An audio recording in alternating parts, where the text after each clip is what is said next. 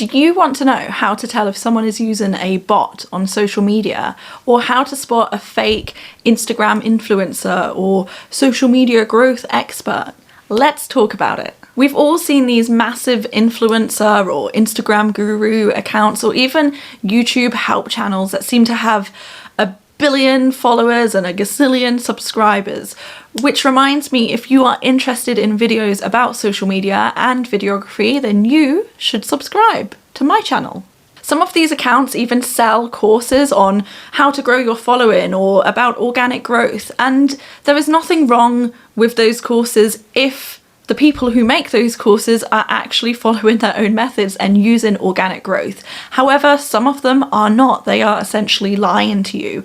It's the same if you are a business and you want to go into influencer marketing. That is fine. It's a really good idea, but you really need to check these influencers and these gurus' stats before you hand over your money. Don't get scammed by them. There are a few different things that you need to check before going into business with any kind of influencer or anyone on the internet, really, because it's a weird place. It really is. Let's start with Instagram. The first thing you want to do is check their followers to following ratio. Now, for me, as a general rule of thumb, if any one person is following more than like 1,000 accounts, that just screams dodgy to me. It's just really weird and suspicious, because think about it, who wants to be following that many people on Instagram? I don't. Now, of course, there are some people who are genuine and just follow a ton of accounts. For example, like Gary Vaynerchuk, he follows about 4,000 odd people on Instagram, and he's a genuine person, I think, I hope. But generally speaking, it just looks dodgy, especially if they don't have that many followers. So, for example, Gary V has like 8 million followers compared to 4,000 following what he is following. But if someone has like 100,000 followers and they are following 4,000 people, it's kind of dodgy. It's a bad ratio. Just stay away. That's my advice. The next thing you want to do is check their engagement rate. Now, you could do this very briefly and easily just by looking in the comment section on their posts, or this could even work on YouTube. You can look in the comment section on their videos.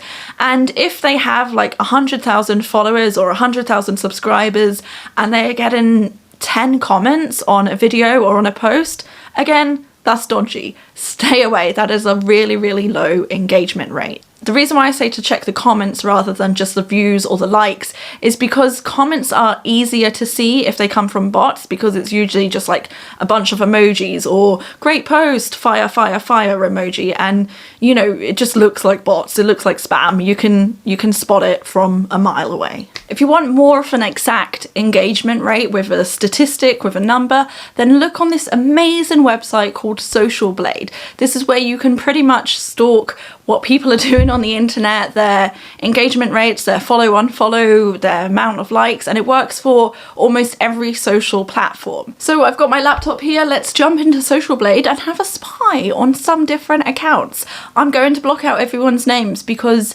some of them have somehow made some money from this and I do not want to get sued. Also, I don't really want to throw that much shade directly at people, but I do, kind of. So here are the statistics for someone who calls themselves an Instagram guru and they have multiple courses selling organic growth.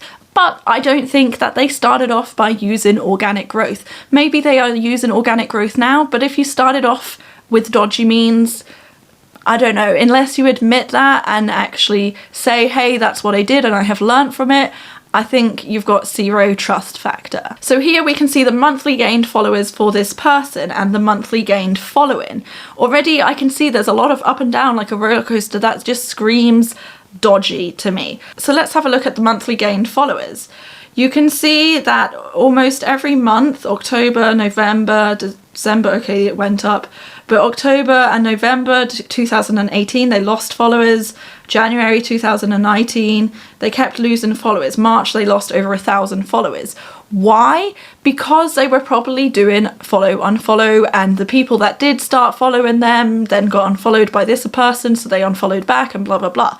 Or they were using bots and the bot accounts got deleted. So let's compare the statistic to the monthly gained following. You can see already that they've unfollowed over 1,000 people in January 2019.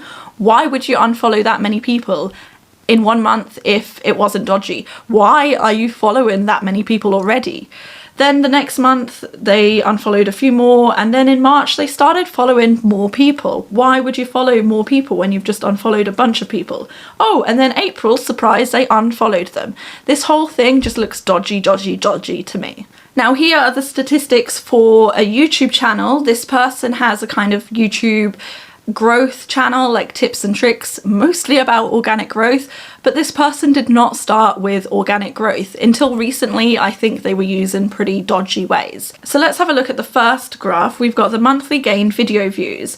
Now, there are sometimes reasons why you might lose video views if you delete videos, but if you were getting so many views, why would you delete them? Unless you had like really questionable content, you don't really want to lose those views. So you can see in May 2018, this person lost over 32,000 video views. That's dodgy. Then it happened again in November 2018. They lost over 81,000 video views. Dodgy. Now, the really interesting part is where we've got the monthly gain subscribers. In September 2018, they lost over 3,000 subscribers. And then in October 2018, they gained 5,000. Now, this just looks really dodgy, and I don't really have an explanation for why they lost a bunch of followers before gaining a lot more, but it just seems like they had some kind of bought followers, subscribers, whatever it is. It just looks dodgy. Now, of course, sometimes there are things that happen out of a person's control, like you might get lots of bot followers without actually buying them, and kind of dodgy things can happen on social media. Let's have a look at one of my old Instagram accounts that I used to teach English on. So I have not posted on this account for about a year, and you can see here that my followers to follow-in ratio is normal, and my engagement rate is 1%, which is pretty low, but I haven't posted on there in a year, so that might be why. Now, obviously, because I haven't posted on there in so long, I am losing followers every day, because if you stop posting on social media, people will get bored and eventually unfollow your account. That's why I have recently unfollowed some people, because they haven't posted in about a month, and I think they've just disappeared, or like, I don't know, something's happened to them. Now, this is where it gets really interesting, because I genuinely haven't used this account in almost a year, other than to like maybe stalk a few people, but I haven't like followed or unfollowed or done anything myself to this account. So it says here on this day that I unfollowed 2 people. I did not. I wasn't even on the account on that day.